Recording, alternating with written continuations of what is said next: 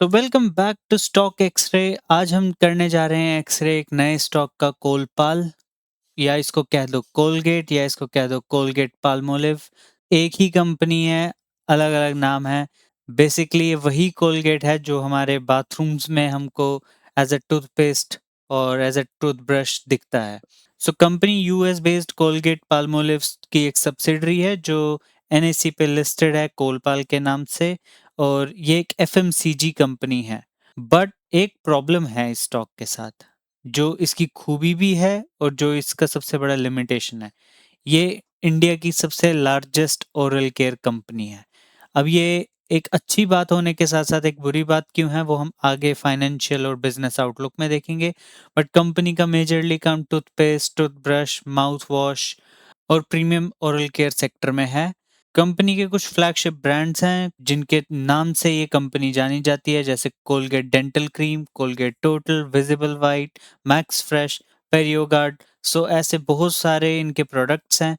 और ऐसा आप इस कंपनी को समझोगे कि ये कितनी बड़ी कंपनी है, that Colgate in itself has acquired 50% of the market share. मतलब हर दो इंसान में से जो टूथपेस्ट यूज कर रहे, एक बंदा कोलगेट ही यूज कर रहा है।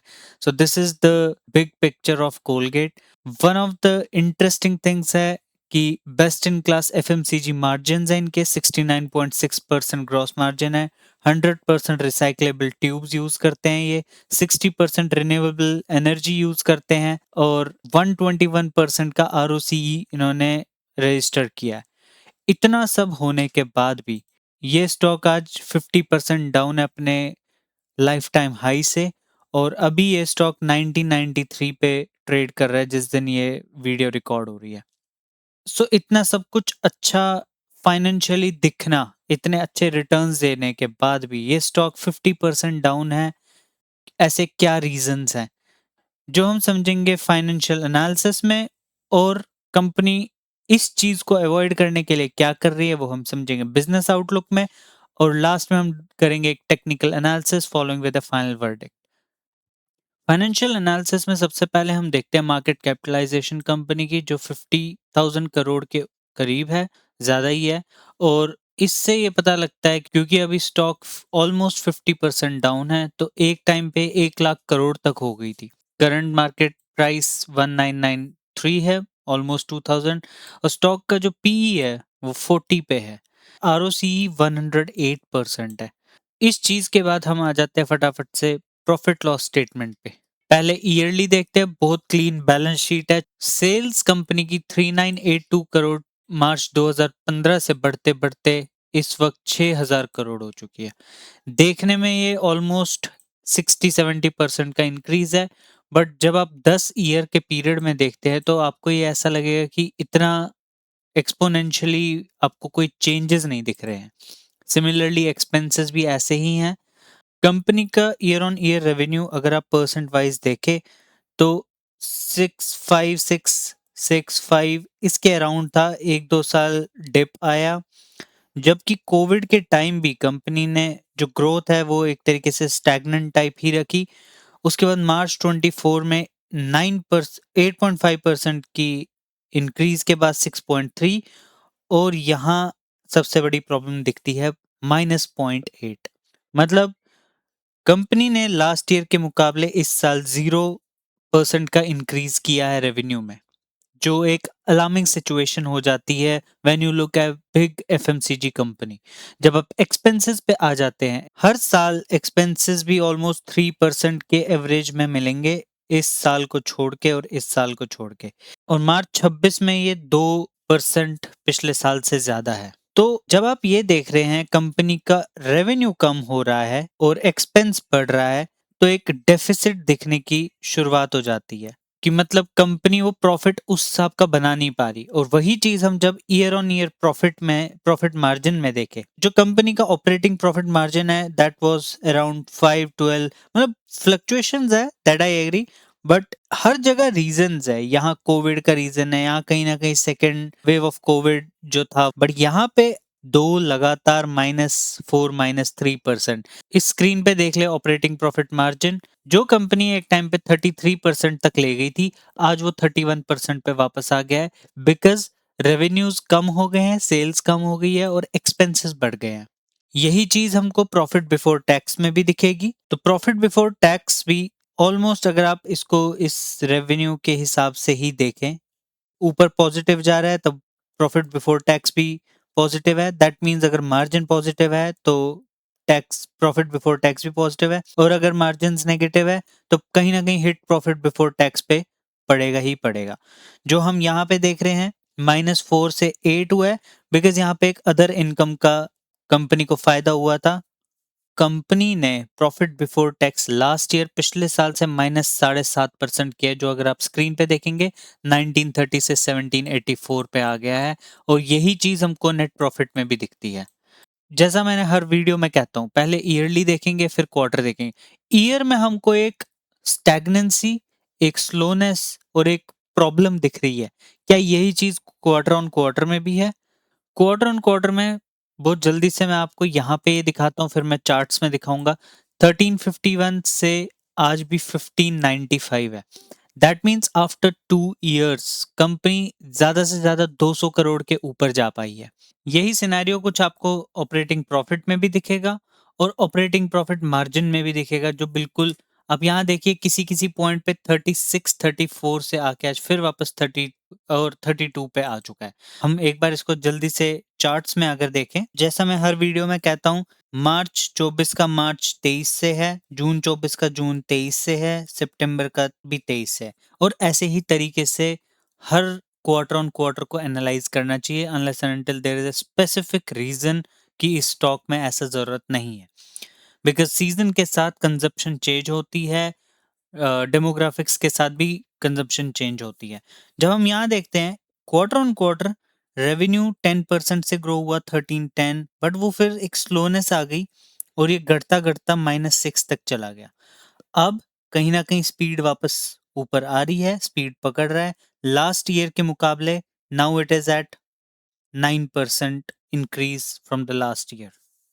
जब हम एक्सपेंस पे आ जाते हैं, एक्सपेंसेस भी कुछ इसी तरीके में 6 9 13 और फिर घटते चले गए, और फिर अब वापस एक एक्सपेंस में भी राइज देखने को मिल रहा है। तो अब रेवेन्यू भी बढ़ रहा है, एक्सपेंसेस भी बढ़ रहे हैं, ऑपरेटिंग प्रॉफिट मार्जिन जो है वो अभी भी एक बहुत बड़ा हिट ले रहा है। Quarter on quarter operating profit margin की परसेंटेज की बात करें तो यहाँ हमें एक प्रॉब्लम देखने को मिलती है। जो ऑपरेटिंग प्रॉफिट मार्जिन 6.5 7.5% से बढ़ रहा था, अब वो एक नेगेटिव ट्रेंड में है, जो हर बार घटता जा रहा है। सो इसका ग्राफ आप समझ सकते हैं कि नीचे जा रहा है ऑपरेटिंग प्रॉफिट मार्जिन, मतलब एक कंपनी के जो रेवेन्यूज पे जो मार्जिन था वो कम होता जा रहा है। जो प्रॉफिट बिफोर टैक्स 19 से 32% फिर 15% इंक्रीज हुए जा रहा था, अब वो भी एक नेगेटिव डाउन ट्रेंड में है। जो लास्ट ईयर ऑलमोस्ट सेम था, मतलब जितना कंपनी ने पिछले साल प्रॉफिट बिफोर टैक्स कमाया वो इसी साल के एग्जैक्टली जो हमको ईयरली सिनेरियो में भी दिख रहा है, वही पिक्चर यहाँ पे दिख रही है। प्रॉफिट बिफोर टैक्स ऑलमोस्ट एक ही लाइन में चल रहा है, कोई ज्यादा इसमें चेंजेस नहीं आ रहे। And same is with net profit. अगर आप net profit year on year growth देखेंगे, जो हमने देखा पहले जो बहुत अच्छा था, अब जाके वो बहुत कम होने लग गया है। जो हमको स्टॉक में गिरावट देखने को मिली है, it is purely being justified with the financials.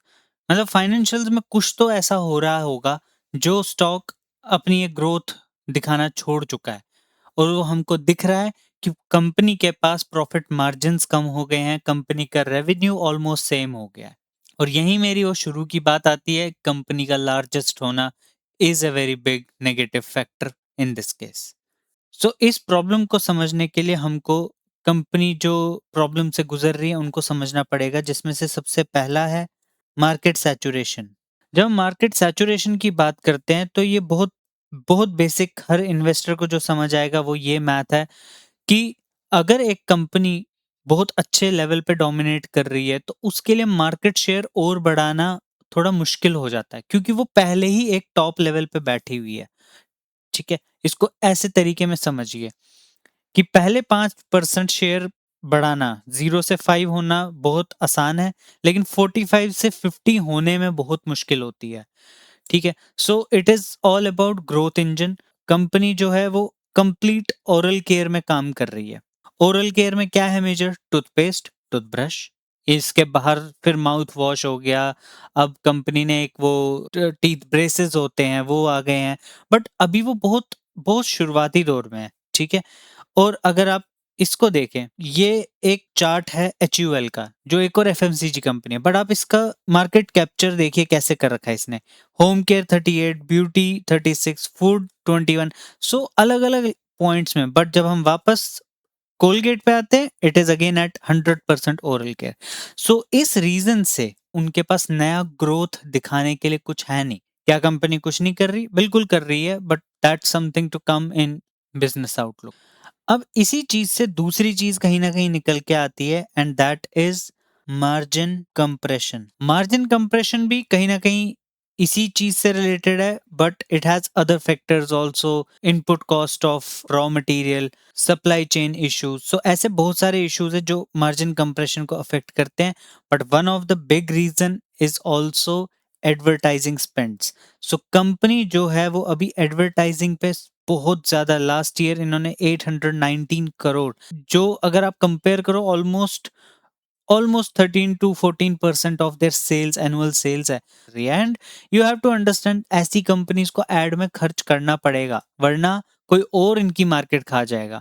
आपको, मेरे को, किसी और को कोलगेट का कैसे पता है? टीवी में देख के पता है, टीवी में देखा तो लिया, ऐसा समझ आता है हर एक इंसान को। और दूसरी चीज, इनको अभी एडवर्टाइजमेंट इसलिए करनी है क्योंकि मार्केट सैचुरेशन इसलिए हो रहा है बिकॉज वहां अलग कॉम्पिटिटर्स आ गए हैं, राइट? डाबर आ गया है, आ गया नहीं, डाबर तो बहुत पहले से है, बट एचयूएल आ जाएगा, और उसके बाद पतंजलि आ गया, ठीक है। सो ऐसे बहुत सारी कंपनीज है जो इसकी मार्केट को अपनी तरफ ले जाने के लिए कुछ भी करेगी। 46 से 41% पे पहले ही आ चुके हैं, क्योंकि वो मार्केट इनके पास चला गया, ठीक है।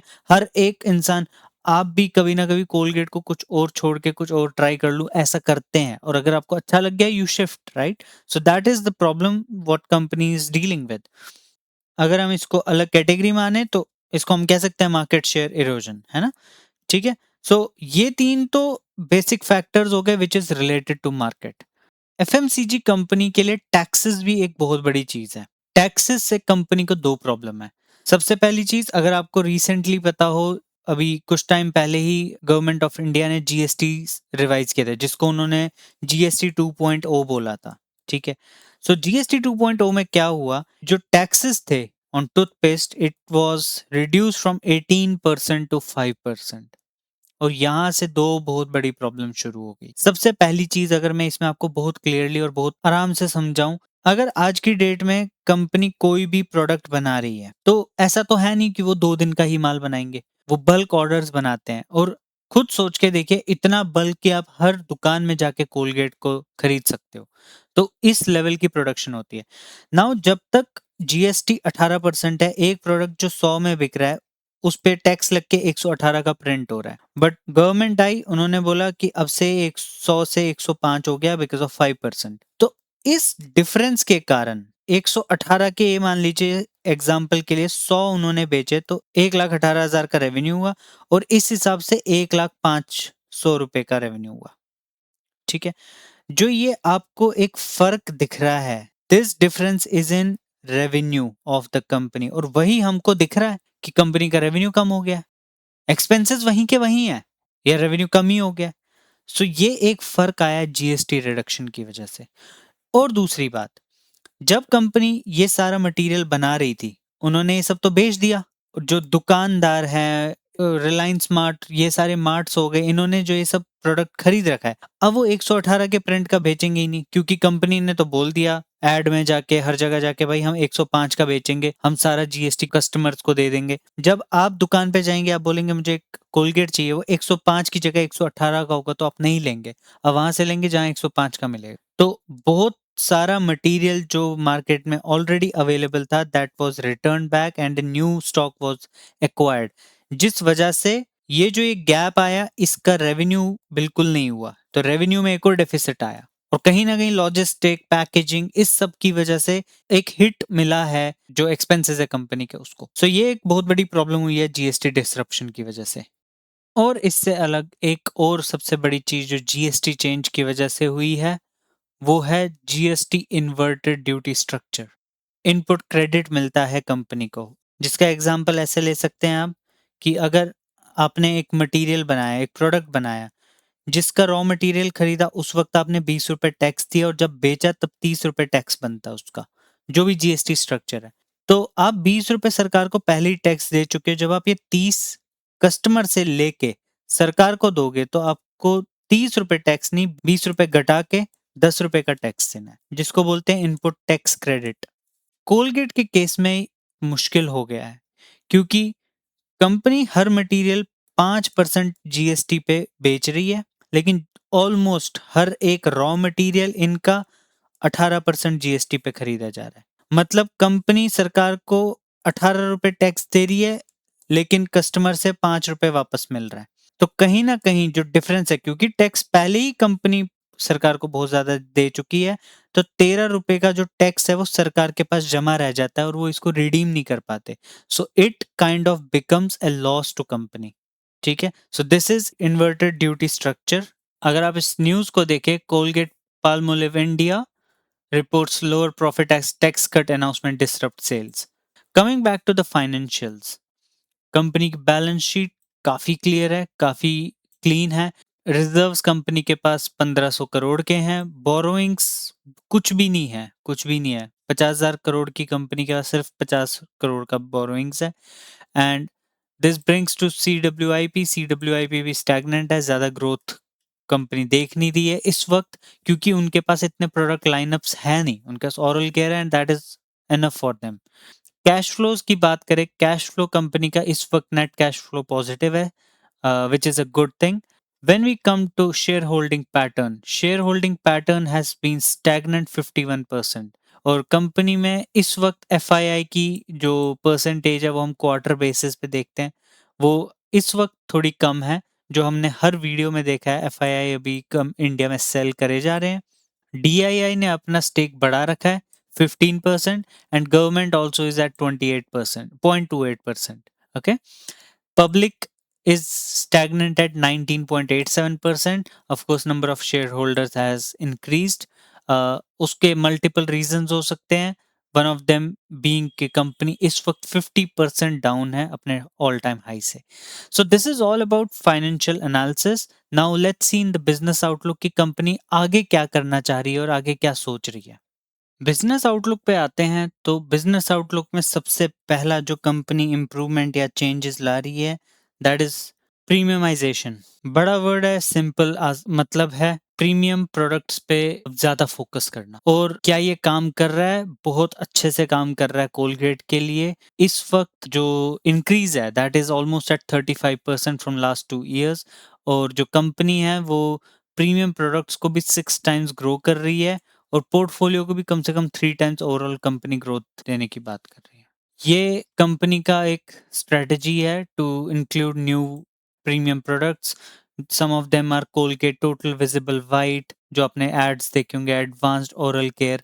सो इट इज नॉट जस्ट कि बिकॉज हमने बोला स्टैग्नेंट हो चुकी है growth, almost 50% of users Colgate use करते हैं। So instead of selling more toothpaste, अब कंपनी उसी में मार्जिन बढ़ाने की कोशिश कर रही है, also with other products as well. इसी चीज को अगेन बात करते हुए जो सेकंड चीज है that is spending on advertisement. So advertising जो कंपनी है इस वक्त बहुत ज्यादा कर रही है। जैसे हमने थोड़ी देर पहले ही डिस्कस किया था कि 13.7% ऑफ रेवेन्यू जो है वो कंपनी एड्स पे स्पेंड कर रही है। कंपनी ने मुंबई इंडियंस के साथ आईपीएल पार्टनरशिप अनाउंस की, क्योंकि एडवर्टाइजिंग होगी तो रूरल एक्सपेंशन आएगा। बिकॉज अर्बन पॉपुलेशन में कोलगेट बहुत अच्छे से सबको पता है। सो कोलगेट के लिए ये एक बहुत अच्छी चीज है, because they are the brand and they are advertising, so they know how to do it। so this is also a very nice thing in the business outlook, what can help them in increasing more revenue in future। then one of the important points to offset जो भी इनको losses हो रहे हैं because of the tax changes और revenue changes जो भी हो रहा है, that they are covering is through price hikes। so company is going to increase prices in coming time. जैसे जैसे उनको लगेगा कि जो प्रोडक्ट बहुत अच्छे से बिक रहा है उसको और थोड़ा 1-2 रुपए 3 रुपए से भी बहुत मार्जिन कंपनी के चेंज हो जाते हैं इस केस में, because they have the volume. So ये एक बहुत एक एक्स फैक्टर हो सकता है कंपनी के लिए रेवेन्यूज को पुश करने के लिए, and it is going to happen without change in expenses, right? So this is also a good thing for business outlook. Then एक चीज जो थी वो थी inverted duty problem. Inverted duty problem जो थी कि हमारा कंपनी टैक्स ज्यादा पे कर रही है रॉ मटेरियल्स के लिए, और मार्केट से उनको कम टैक्स आ रहा है बिकॉज ऑफ द चेंज 18% और 5% का। सो उसके लिए company is in talks with government, but there is no final answer to it now. ये सवाल मैं आप तक छोड़ दूंगा और आप कमेंट करके बताइए क्या कि सरकार इस चीज के लिए मानेगी या नहीं। If you know Indian politics, आपके पास एक बहुत अच्छा जवाब होगा। So company knows all about these things. Company के ये सारे बिजनेस प्लान्स है, बिजनेस आउटलुक है कि वो आगे चल के क्या करना चाहते हैं इस चीज से रिलेटेड। So is company showing recovery as of now? Yes, 9% year on year हमने चेंज जो देखा था वो हमको पता है। डोमेस्टिकली भी कंपनी ग्रो कर रही है, जो डोमेस्टिक ग्रोथ है वो Q4 में भी अच्छी थी। But the problem is stagnant growth in the coming times, stagnant profit. So that are the real problems which company is currently facing. और उसी चीज को हमें समझने की जरूरत है, क्या ये सारे जो फैक्टर्स इन्होंने बिजनेस आउटलुक में मेंशन किए हैं, क्या ये कोई इफेक्टिव टर्न अराउंड देंगे या नहीं? टेक्निकल एनालिसिस की बात करें तो अभी ये स्टॉक अपने ऑल टाइम हाई से ऑलमोस्ट 50% डाउन है। दैट मीन्स अगर आज की टाइम में हम देखें, अगर एक हम हाइपोथेटिकल टारगेट लेते हैं तो ऑलमोस्ट 100% का गेन हमको मिल सकता है। बट उससे पहले हम ये समझते हैं कि जो ये स्टॉक आज तक ये डाउनफॉल दिखा रहा है, जो भी इसने कंसोलिडेशन दिखाई, so it always respects its fundamental analysis. जो फंडामेंटल हेल्थ है कंपनी की, ये उसको बिल्कुल जस्टिफाई करता है। वीकली टाइम फ्रेम की बात करें तो कंपनी ने हमेशा से 200 मूविंग डे एवरेज को सपोर्ट किया है। इन सारे पॉइंट्स पे कंपनी ने हमेशा 200 मूविंग डे एवरेज को सपोर्ट किया है। बट एक चीज देखने वाली है कि जो ये इतनी बड़ी रैली आई है 163% की, ऐसी रैली कभी हमको देखने को पास्ट में नहीं मिली है। तो हो सकता है ये एक सेल ऑफ उसका भी रीजन हो और कंपनी अब अपने एक रियल वैल्यूएशन के अराउंड आ गई है। बट उसमें एक सेटबैक जरूर ये है कि इसने 200 मूविंग डे एवरेज को ब्रेक डाउन किया है। अभी के पॉइंट पे अगर हम देखें तो ये स्टॉक बिल्कुल अपने एक बहुत क्रिटिकल सपोर्ट के पास है, और एक और सपोर्ट से इसने टर्न अराउंड किया है ड्यूरिंग ईरान वॉर, जो ऑलमोस्ट 1800 के लेवल्स है। अभी भी एक जो ये स्टॉक है ये एक बहुत क्रूशियल लेवल पे है। अब मैं अगर आपको कुछ पैरामीटर्स दिखाऊं, जैसे कि हम अगर अगर आप इस ट्रेंड लाइन को देखेंगे तो ये ट्रेंड लाइन 2016 से अब तक जस्टिफाई करती आ रही है। सिर्फ और सिर्फ कोविड जब हुआ था, कोविड पेंडेमिक का सीन था, तब इसने इसको ब्रेकआउट किया था और उसके बाद वापस रिटर्न बैक किया और हमेशा से इसको सपोर्ट कर रही है। अभी भी रिसेंट ईरान वॉर में ऑलमोस्ट ऑलमोस्ट इसने इसी को टच किया है, उसके बाद इसने वापस रिकवरी दिखाई है और अब वापस ये इसी साइड आ रहा है। कहीं ना कहीं अगर हम देखें तो ये स्टॉक हो सकता है इसी ट्रेंड लाइन पे आने के बाद बाउंस बैक करे, और एक टारगेट अगर इसके फंडामेंटल्स इंप्रूव होते हैं तो हमको अच्छा टारगेट देखने को मिल सकता है। और उसी के साथ ये स्टॉक ऊपर से भी एक रेजिस्टेंस फेस करता हुआ आ रहा है, जो कुछ इस तरीके से आ रहा है। सो कहीं ना कहीं एक स्क्वीजिंग पैटर्न बन रहा है।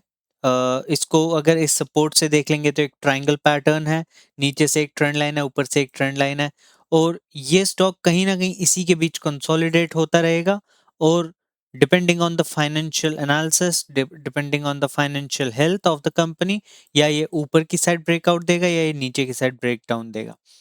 अगर ये ब्रेक डाउन देता है, पहले हम बियर केस की बात करते हैं, अगर ये ब्रेक डाउन देता है तो कहीं ना कहीं जो अगले लेवल्स हम इसके एज्यूम कर सकते हैं वो 1650 के अराउंड हो सकते हैं।